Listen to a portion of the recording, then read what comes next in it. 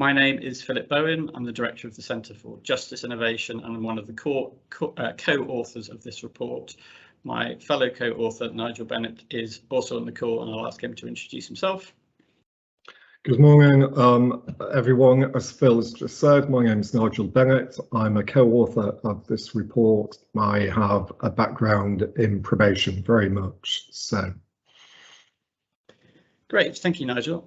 So just to give you kind of a bit of background to us, so since about 2016, the Centre for Justice Innovation has conducted research and practical support to practitioners to increase the use and effectiveness of community sentences across the UK. And this report is therefore the latest instalment in a series of reports in this programme. This report and indeed the programme that we conduct on community sentences has been generously funded by the Hadley Trust since 2016. By way of background to the report, we felt that given the organisational changes to probation in England and Wales over the past 10 years and obviously the impact of COVID-19, we decided to initiate this work to do a number of things. Firstly, to kind of summarise the evidence on unpaid work. Secondly, to identify good practice in its operation. 3, to understand the challenges of currently delivering unpaid work, especially obviously in the light of COVID-19. And then crucially to identify steps that can be taken to ensure unpaid work is as purposeful and as effective as possible in the medium to the long term. While our focus has been on the operation of unpaid work in England and Wales, we hope that some of the insights we've gathered have a more general application across probation and probationary services throughout the UK and indeed further afield. As a background to this report, the sort of 3 strands of work we've conducted that have led up to this report were a rapid literature review, and anyone who has a more research inclined mind can look at the report that is on our website and look at Annex A, and that goes through how we've conducted that rapid literature review. We've analysed both public data and also data that we've requested from the Ministry of Justice on unpaid work and community sentences, and then have conducted a round of interviews with practitioners, experts and academics. So next slide, please, Lucy. So just in terms of today's presentation, so we will go through the strategic context of this report, the evidence base and good practice, challenges of delivering unpaid work, then our conclusions and recommendations about the future of unpaid work, what we call Payback with a Purpose, and then we'll go into a question and answer session. As I said before, as questions arise in your minds, please submit them on the chat function and we'll try and get to as many as we can, but we'll also have a process of asking people to ask questions directly to either Nigel or I. Next slide, please, Lucy. So just in terms of strategic context on the use of community sentences, as this chart shows, this is an index chart that shows all sentences by courts in England and Wales and then all community sentences. So as you can see from this chart, the number of total sentences handed down by courts has fallen. In particular, it's fallen because of COVID-19, though it has sort of bumped along in a general decline since 2011. We can also see from this chart is that community sentences in England and Wales have seen a much steeper decline, with falls every year since 2011. Between 2011 and 2020, obviously before the COVID pandemic, community sentences as a proportion of all sentences fell from 17% to 10%. Next slide, please. As the number of community sentences has declined, so obviously has the number of unpaid work requirements. Yet unpaid work remains the most used requirement of all the 12 requirements on community sentences. What we've also found from our analysis is that the profile of people on community sentences has changed. There are proportionally, for example, more offenders sentenced for more serious offences and far fewer for acquisitive offences. Next slide, please, Lucy. In addition, the profile of people on community sentences has changed in the sense of age. In particular, they are older, so the proportion of people over 50 has almost doubled in the past 10 years, and the number of young adults has nearly halved in the past 10 years. So that kind of sets the context of community sentences, and next we'll dive into the evidence and good practice on unpaid work. Next slide, please. So evidence-based and good practice. Next slide. So the purpose of unpaid work. So a lot of people on this call will know this already, but I think it's just worth going through briefly. So unpaid work has a number of purposes. Obviously, probation interventions are often judged on their ability to impact on outcomes, in particular recidivism. We have a focus very often on the consequences of probation interventions, on whether they reduce reoffending, either through deterrence or rehabilitation. But it's worth just underlining the fact that that impact on outcomes is not the only value that unpaid work has. Unpaid work is also designed to provide reparation to communities, primarily by indirectly or symbolically repairing the harm caused by offending and providing restitution to communities. And in that sense, it's relatively unique as a requirement on a community order. And then finally, obviously, unpaid work is designed to be a punishment, whether that is as a hardship imposed to limit an individual's free time, or a hardship designed to induce and help individuals express remorse or repentance. So there are varied purposes to unpaid work, and at various points in its history since its introduction in the 70s, the value of those purposes has been more or less, or has been focused on more or less by different people and different politicians. Next slide, please, Lucy. So in terms of our rapid literature review on unpaid work, we were sort of surprised about how under-researched unpaid work is, given its popularity as a sentence of the core. We found almost no systematic reviews on the impact of unpaid work on reoffending in England and Wales. However, we did find the following evidence. So we found that offenders solely in receipt of unpaid work tend to be less likely to reoffend than offenders on other types of community sentences. That's not hugely surprising, because unpaid work is often given, for example, as a standalone order, and therefore to people who are less risky. There's mixed international evidence that when compared to similar matched offenders who receive prison sentences, offenders on unpaid work tend to reoffend at lower rates. Again, that's not hugely surprising given the weight of evidence that suggests that community sentences reduce reoffending more than short prison sentences. There is also mixed international evidence that unpaid work is associated with lower levels of reoffending when compared to offenders who receive monetary penalties. So I think in the 2 or 3 studies we saw, comparing those two types of sentences, we found some that suggested that people on unpaid work recidivated at a lower rate, and others that suggested they recidivated at a higher rate. I think, again, surprisingly, we found only one international study on the impact of unpaid work on employment and employability skills, which found no differences in employment and earnings outcomes for those on unpaid work and those who were not on unpaid work. Again, quite surprising given the preponderance of discussion about the use of unpaid work as a way of training people for future employment. We also found almost no systematic research on the value of unpaid work in providing reparation or restitution to communities. We did find quite a lot of grey literature about trying to summarise the total value of the labour provided by unpaid work, but not very much in terms of how it built confidence or provided reparation to communities. Next slide, please. Just moving to good practice, we did find some evidence that for people on probation, the experience of unpaid work can promote both desistance and a sense of reparation when the following good practice principles were followed. So the following good practice principles were, in essence, that unpaid work needs to be considered by the people on it to be purposeful. That can be in giving them skills or in creating or restoring places or services to the benefit of the community. The literature suggests that delivering purposeful unpaid work requires a diversity of provision, diverse placements, allow probation to tailor disposals to individual needs and circumstances. That's especially important for women, for people with substance misuse issues, and for older and more vulnerable people. The literature also highlights that unpaid work delivery, which is perceived as fair, may make people on probation more receptive to rehabilitation. This means that people are provided with clear information about what's expected of them on unpaid work and what the rules are in terms of what their compliance with unpaid work needs to be. Thirdly, the literature also suggests that delivering purposeful unpaid work relies on commencing the work promptly and being able to work regularly. And finally, the literature is also highly suggestive of the importance of the role of the unpaid work supervisor as the person who helps promote procedural fairness and demonstrate pro-social behaviours. Next slide, please.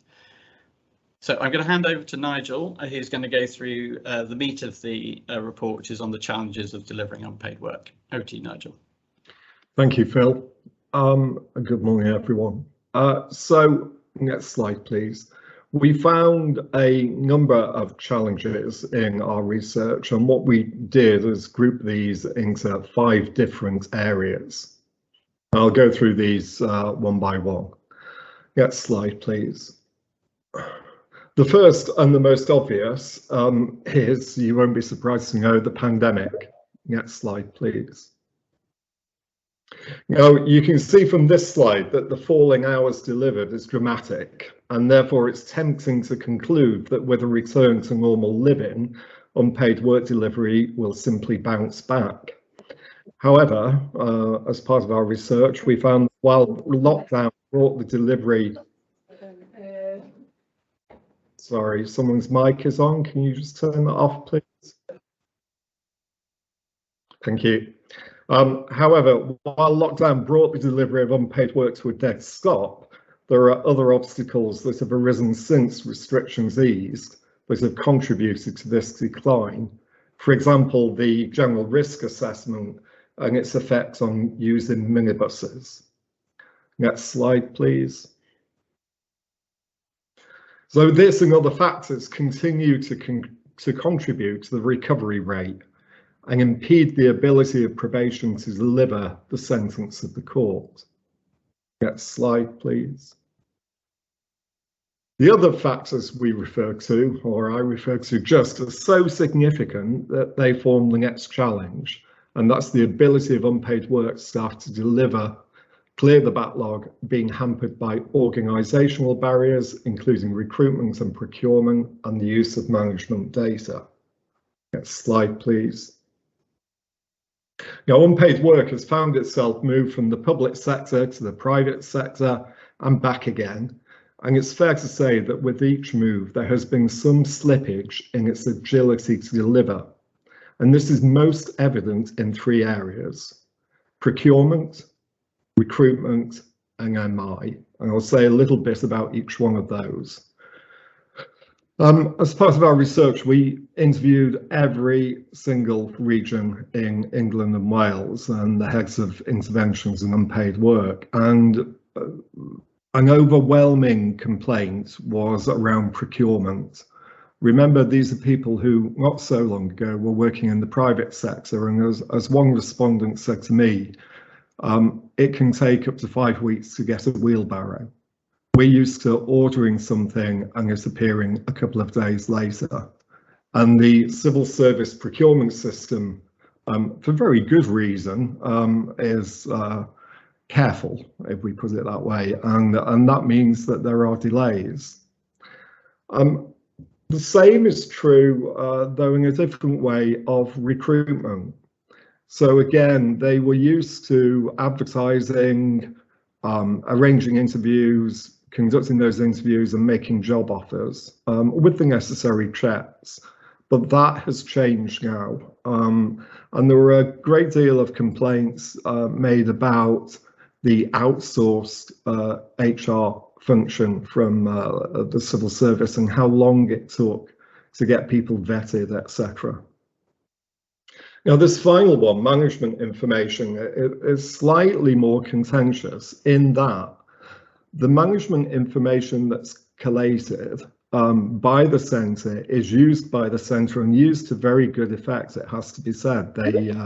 There is a wealth of information there, and that does tell the centre about what is going on, but it tells them what they want to know, not necessarily what is happening at a sub-regional and local level.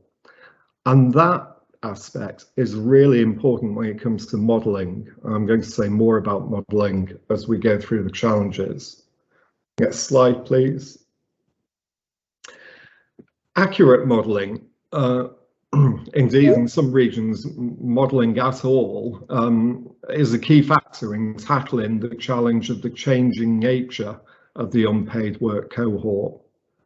Modelling unlocks our ability to be able to predict, and it necessarily, of course, relies on local data.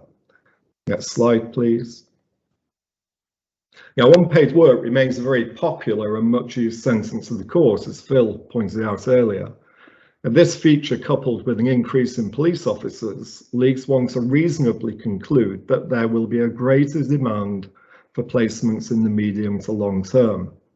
However, because of the changing nature of the demographics and the criminogenic needs of the people subject to community payback, it will not be enough to simply do more of the same.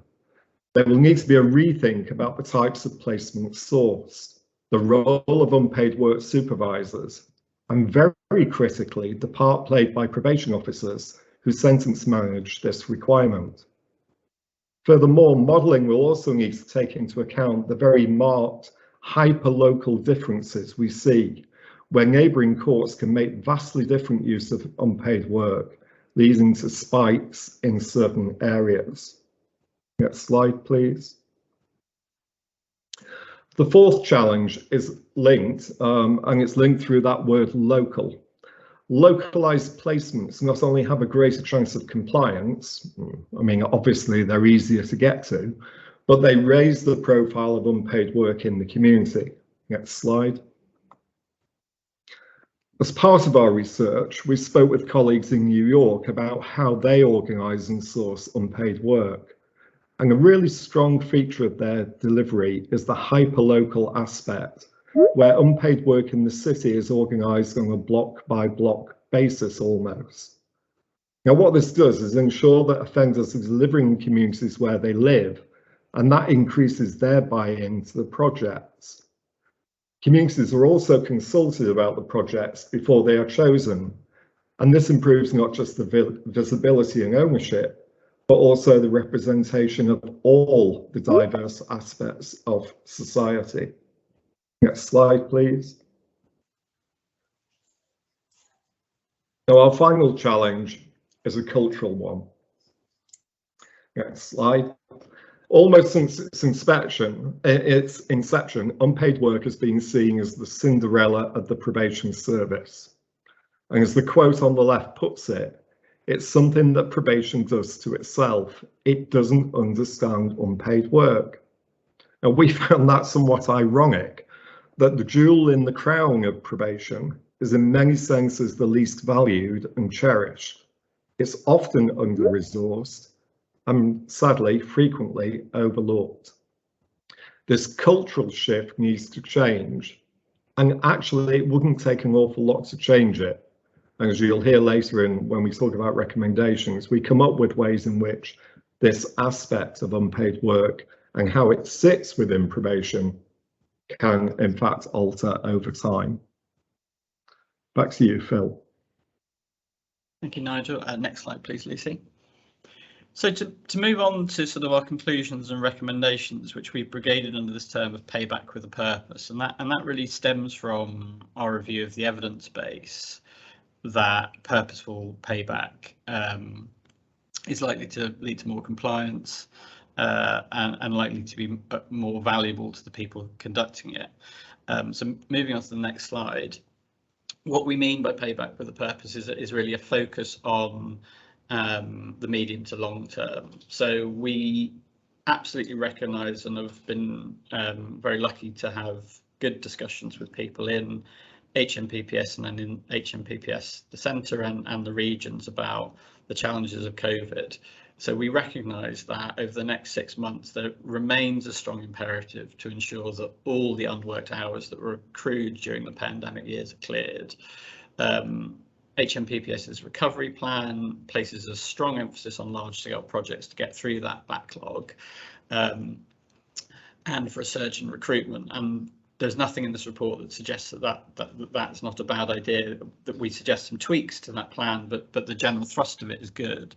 And I would point out that within that plan, there are some really valuable projects like, for example, the project that HMPPS has recently signed up to with the Welsh Rugby Union, where people on unpaid work are restoring rugby pitches across Wales, which is a very obviously symbolic part of communities in Wales, and so we do feel that ramp up plan is very valuable, but we also make the point that we need to be thinking about the medium to long term future of unpaid work, and in the next sort of, once we're through the majority of the backlog, that the time has come to really think about what the future of unpaid work needs to look like.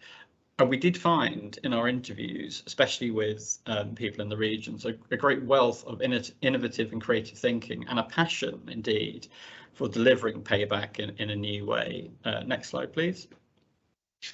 So in terms of that medium to long term plan, what does that look like? So we've got sort of 4 key points. One is to empower the regions to deliver. So as Nigel said, we found a great deal of frustration with aspects of the centralised model, especially around things like procurement and recruitment. So we argue for in our report an empowerment of the regions to deliver, to devolve decision making for delivery of unpaid work to the regions. So that includes recommendations, for example, like giving regions greater discretion over procurement for unpaid work, bolstering their management information, and in particular, rapidly reviewing the outsourced HR contract and looking at how we can improve how the probation regions onboard unpaid work supervisors. Secondly, and probably most importantly, investing in community involvement. So as Nigel said, we've been really struck, partly from our conversations with colleagues in New York, but also from people in the regions, about their enthusiasm for building partnerships at a more hyper-local level to really fully deliver the reparative, purposeful value of unpaid work. So our recommendations in this area include investing in dedicated regional resources to build up partnerships with community groups, which by January 2024 should provide up to 10% of all unpaid work placements, and that these placements should be promoted actively with the public and with stakeholders like police and crime commissioners and local authorities accordingly, and should dovetail also with efforts that HMPPS are already taking with the Department for Levelling Up to work with local authorities to keep communities that are particularly affected by crime clean and safe. We also The third recommendation is around diversifying placements. So as we've said in the delivery challenges, the cohort of people on unpaid work is changing. The cohort of people on community sentences is changing. In particular, they're getting older. We're discovering that over time, more vulnerabilities like trauma are being uncovered in that cohort, and therefore we need since we have a more diverse cohort, we need a more diverse set of placements.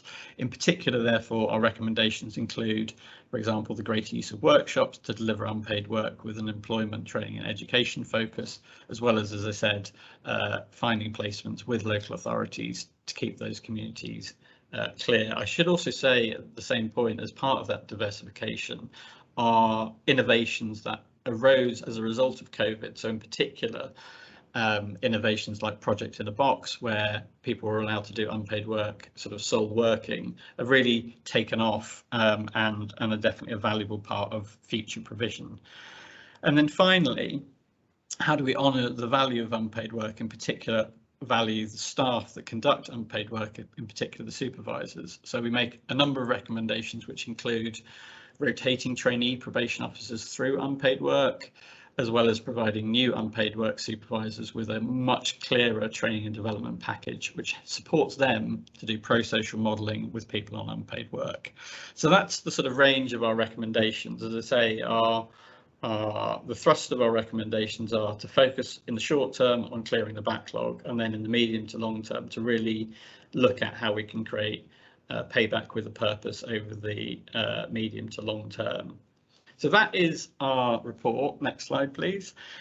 And so we now move into the question and answer session. So if people can use either the chat function or the hands up function to ask their questions, we will try and get through as many questions as we can in the next half hour.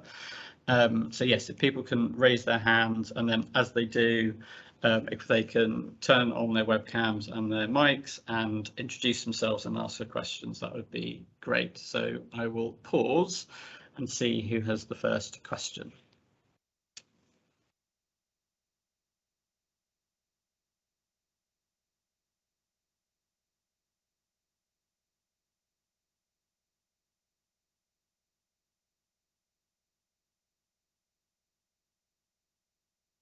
Stunned into silence, it seems.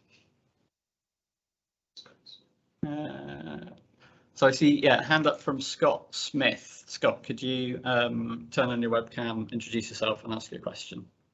Yeah, hi, thank you. Thank you guys. Good morning, everybody. And thanks for the presentation. It was really interesting, and the report as well. Clicked through. So I'm from Community Justice Scotland, actually, not England and Wales. Came along just to because a lot of the stuff which we're seeing in Scotland, you know, we do up here, but a lot of the issues you're seeing as well, really good to have backed by evidence. So thank you so much for doing this evidence review. You know, gives us a lot of room for a lot of consideration stuff. Particularly my role is in learning and development, so I was particularly encouraged to see the recommendation for a clearer path in training for new supervisors. And it's something which we up in Scotland are also under consideration at the moment of. So we'd be really keen to touch base with you after this, just to, like, you know, try and get some ideas and thoughts around that too. But I guess what I'm thinking is, what does the training and development look like at the moment in England, and how do you envisage it being different in the future? Nigel, do you want to take that?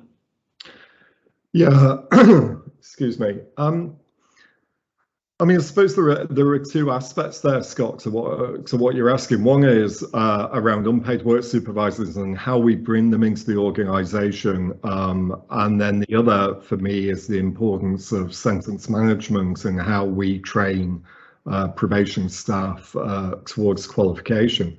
So taking that first one, I have to say, in England and Wales, we are pretty good at the way in which we train. We do invest in our staff, and training has always been a big feature of our work. What we are suggesting now, though, is that we shift the emphasis slightly. Many of the respondents that we interviewed were saying, well, typically when we're interviewing or when we're advertising for unpaid work staff, it's a generalization, but it makes the point. We're getting kind of men of my age, you know, grey hair, over 50, with a skill, got some time on the hands, blah, blah, blah. And, you know, it's about diversifying that out and attracting different and younger and more diverse people into the service. And if you do that, then you need to adjust the way in which you train. You need to think differently about induction and training once they've come on board. It was actually a feature of, you may know that in England and Wales, they're having a massive recruitment campaign at the moment. And they found that they were just getting more of the same from the adverts they were placing. So they've changed the adverts to try and attract new people. Excuse me. The other part to your question is around probation staff who are working towards qualification. When I trained, and it was many years ago, I think I did 1 day on unpaid work. And since then, I mean, I used to be a training manager. I certainly didn't make it a feature of my TPO's training. It should be part of the rotation. How on earth can staff sentence manage that requirement if they don't understand what it is that they're managing? So make it part of a rotation. That's a really easy thing to do.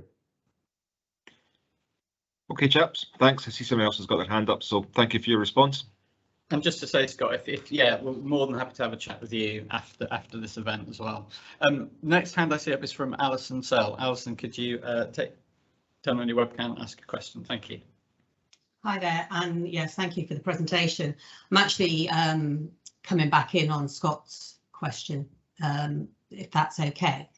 I work in the central team, and I'm working in particularly the areas of recruitment and learning and development for unpaid work staff.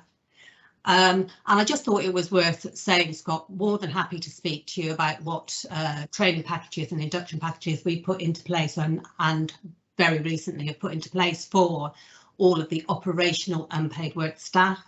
We've developed with a working group made up of operational staff from all regions, a training package together for all new staff and for current staff that they can pick up on as well.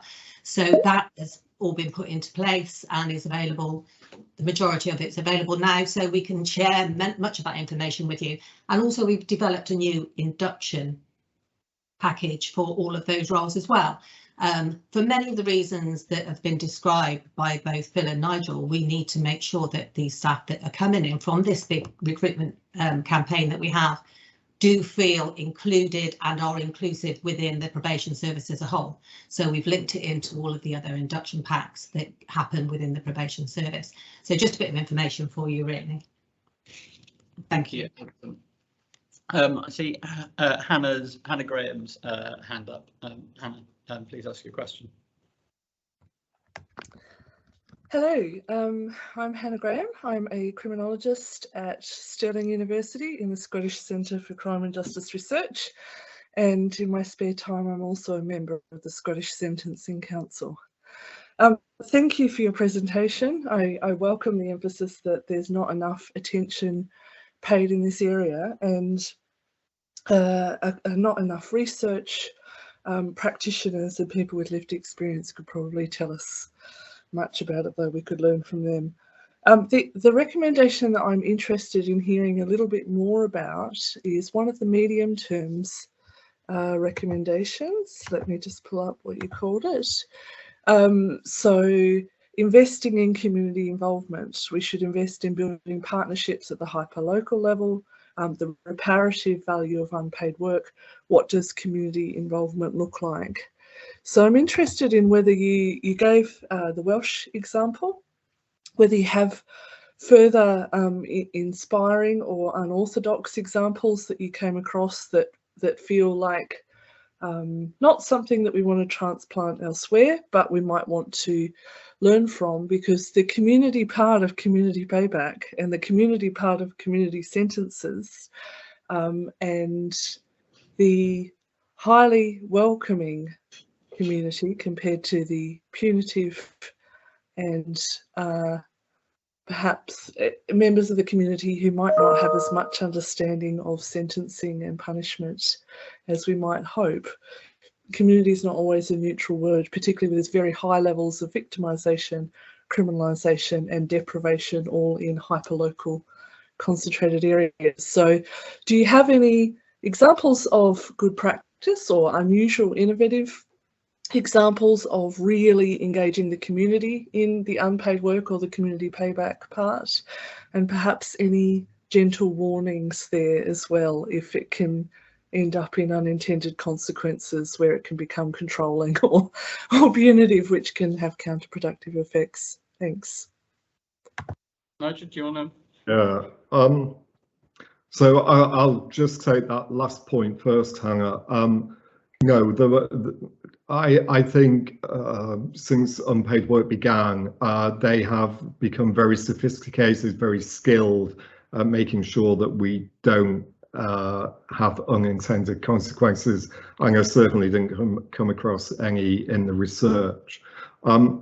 Examples of good practice, yes, lots, and it's very easy to say, well, you know, this is wrong, that's wrong. But actually, I heard across the country examples of very good practice. And what I would do is group those. So the centre have done some amazing work at engaging with very big organisations, the Canals and Riverside Trust, I forget the name of it, but the organisation that looks after our coastline, and obviously the coastline of Great Britain is huge. Those are fantastic, great big projects that if you happen to be in Devon, Dorset, Cornwall, the coastline one is going to be great. If you're in the West Midlands, the Canals one is going to be fantastic for you. But you know, they're not going to apply in every area. And I think that what we would like to see more of is almost like a menu of placements that placement coordinators, placement managers can go to and say, well, I can put X number of people on that big national project. I can put 5 people on this hyper local. And some of the hyper local stuff, I mean, there is an example in Kent, Surrey, Sussex, in my old area, working with a prison developing an allotment. Down in Dover, there was some great work being done with a mindfulness garden. In Nottingham, there was some good work being done around bicycles. You know, lots of great, really local projects. And what that does, and this is the important part, is yes, it raises the profile. And yes, communities go, well, I'm not sure about community service, but what they're doing down the road is brilliant. I love that. And then also, as one person on Community Payback said to me, this is great because it's in the street where the next streets where I live. So it does both of those things. So I hope happy to discuss further, Hannah, offline. And I think the only thing I would add to all that Nigel said, and I think the thing that one of the things we took on board when we were discussing with our American colleagues in New York, one of the things that how they use unpaid work is because they dedicate resource over time to developing partnerships in particular neighbourhoods that are affected by crime. So just to take an example, in Brownsville in Brooklyn, which is still the sort of murder capital of New York City, there are community justice projects that have been there for 10 years, and therefore they can build up long-term relationships with resident associations, local businesses, etc., and restore areas of public value. Now, that is not all unpaid work in New York City by any means. I mean, when I worked in New York City and was putting people on unpaid work, some of it was literally just cleaning up the streets and cleaning up the parks, and there was little community engagement, but in various places they have that kind of intense focus. And I think it's that sort of long-term commitment to particular areas that is also the sort of thing that we're talking about. So I hope that answers your question. Nice to see. We have hands up from Richard Thompson and then Anne-Marie Day, so I shall take you in that order. Hi, thank you. I'm Richard Thompson. I'm an improvement lead at Community Justice Scotland as well, and I wrote the last couple of annual summary reports in Scotland for CPOs as a whole. Really welcome the recommendations about the hyper-local. I think that, you know, generally the people undertaking CPOs are geographically sensitive, and quite often a lot of the support services around them are geographically insensitive. So I think the more evidence that we can have to highlight that is really important.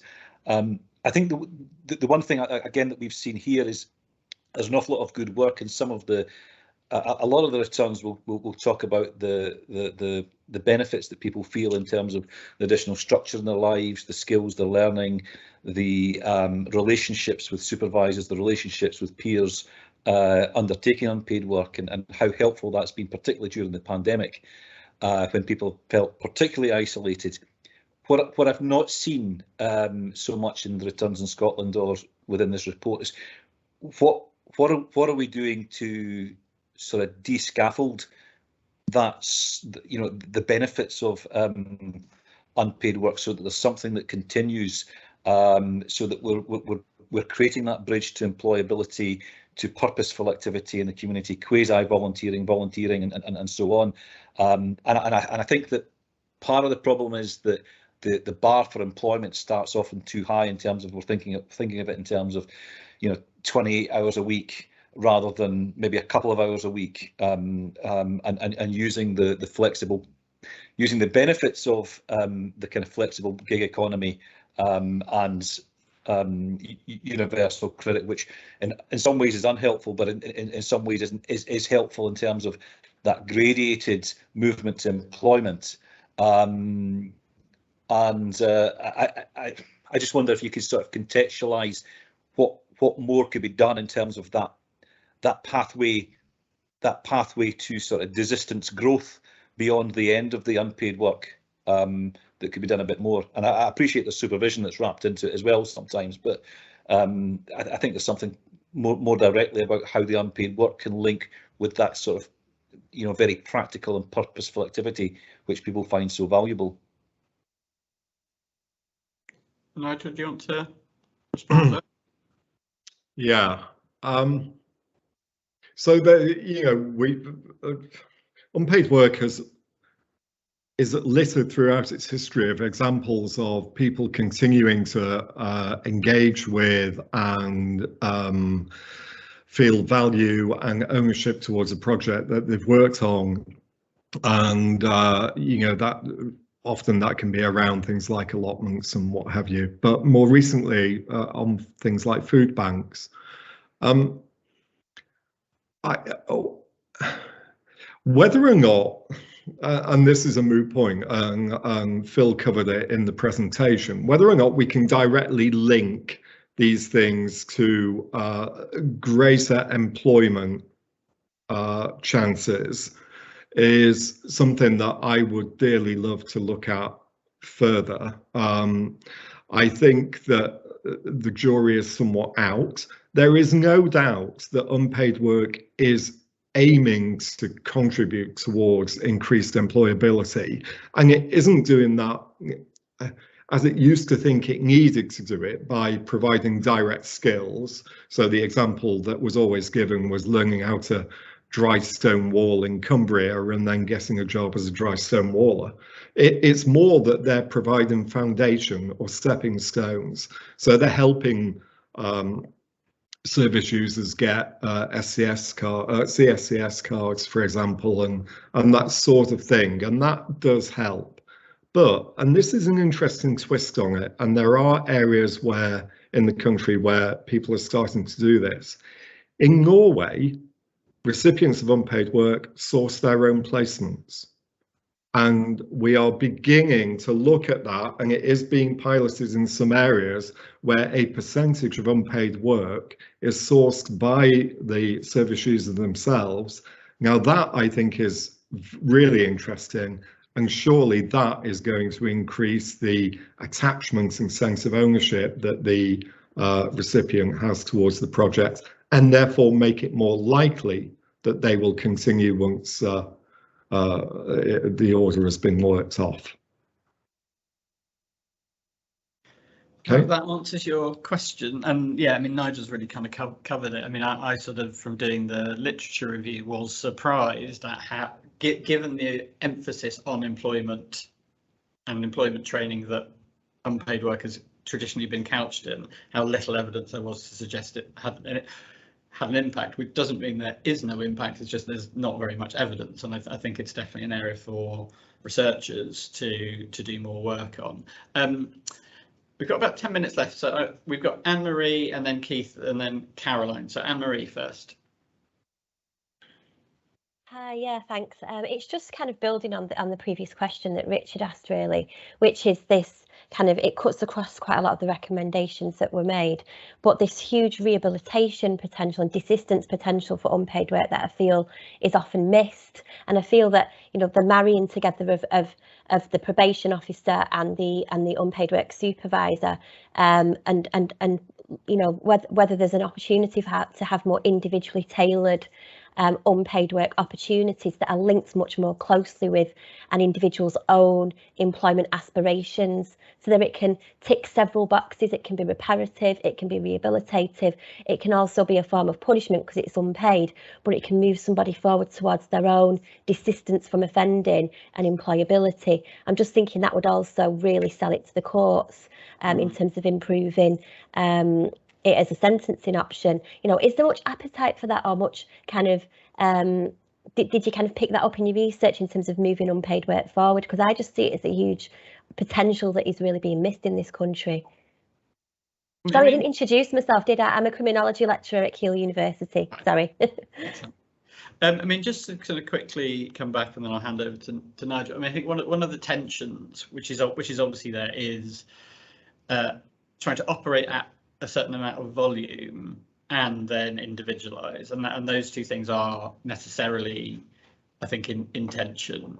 And so it's one of the reasons why I hope we haven't presented, for example, the experience of our New York partners as a kind of Panglossian future, that there's no they definitely have to deliver at volume as well as trying to provide purposeful unpaid work for particular communities. And I think there is a question which I think our report raises of the avenues towards people feeling like they're doing purposeful work may well be in skills and things that they value for future employment, but it may also just be I did a thing in my local community and I'm proud of it, or I worked alongside other people from the community and I value that sense of community connection. So I think there are kind of varied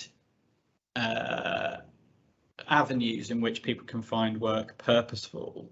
And while I wouldn't, so I don't, I mean, I guess, especially with an aging cohort, probably working on employment skills for a 55-year-old is not as useful as it is for a 21-year-old.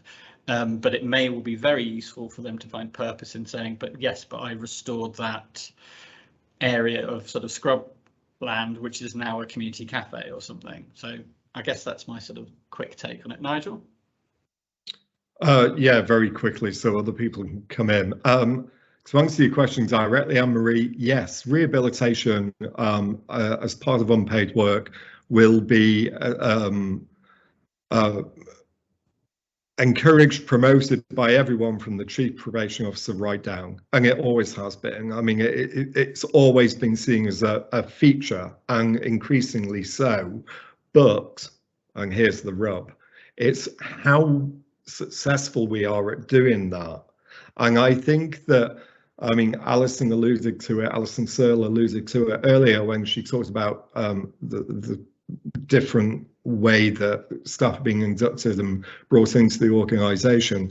We need to have another look at training, PQIP training particularly, and revalue and shift slightly the emphasis of the rehabilitative sentence and the part that unpaid work can play in that. And when you begin to bring the theory into the training element and then take it forward into practice, then you see a real change.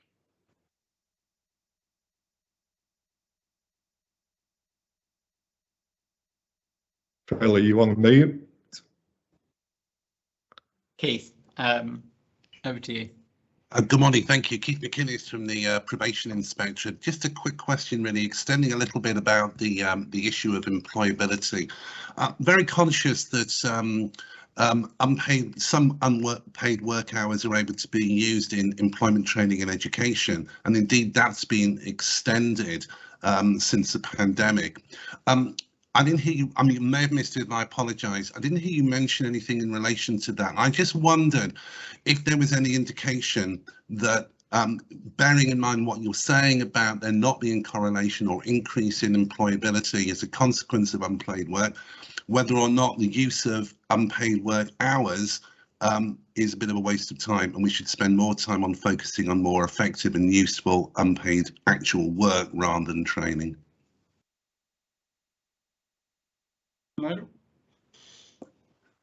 Sorry, I didn't catch all of that. It was coming out. Right. Sorry, my apologies. In essence, it's saying that unpaid work can include as number of the hours employment, training and education. The implication seems to be that although that has increased since the beginning of the pandemic to 30% from 10%, whether or not that's actually any benefit in that, if actually what you seem to be implying is that there should be more effective, useful and integrated actual employment as part of the unpaid work hours. Yeah, sorry, Keith. Yeah, I mean, if we're going to increase the amount of ECE within unpaid work, then you have to look at the outcomes. What does it deliver? I mean, what's the point of doing it if it doesn't take you further down the road of reducing recidivism? And that's the bit that's missing. You know, it's a bit of guesswork at the moment. We hope that it contributes to reduced recidivism, but we don't know that. And that, right, so that was my question. That was exactly the point I was making. And the implication from what you're saying is it doesn't seem to have any significant impact. well, what we're saying is there are no studies that say yeah. Okay. Thanks. But Sorry. I mean, I guess what the evidence does imply, and I don't know if this is counterintuitive, but it does imply that there are people who find that their experience of unpaid work is made better by working on things that feel purposeful in terms of their skills and future employment. Whether that actually then leads them to A, jobs, and B, reduce their reoffending is not clear, but as a way of ensuring that people feel like it's a valuable sentence of the court, it does seem to have an impact for some people. And one of the things that came out from the limited research on people's experience of going through unpaid work is that some people on unpaid work feel like it's purposeless, like I'm just doing a make work kind of piece of work, and that doesn't seem to be a valuable use of people's time. So I guess the absence of evidence is a problem. I guess the assumption behind government policy at the moment is ET is a good thing to use unpaid work, but the evidence base isn't quite there yet. Well, and that's the point, isn't it? They increase it at a point when there's a pandemic, not necessarily because it's going to be useful, but it fills in some of the hours, is an interpretation. I'll happily talk for hours about this, but we haven't got time. But thank you for your time. And then I think the last hand up was Caroline.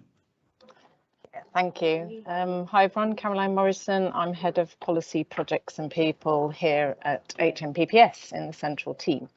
My question is about the hyperlocal. I'm really interested in that part of the report and how hyperlocal you were thinking, and would you be looking at building on community safety partnerships and existing partnerships, or would it be looking to do something different and a new type of partnership? Shall I go first, Phil? Yeah. Or do you, okay. Yes, it's both of those, Caroline.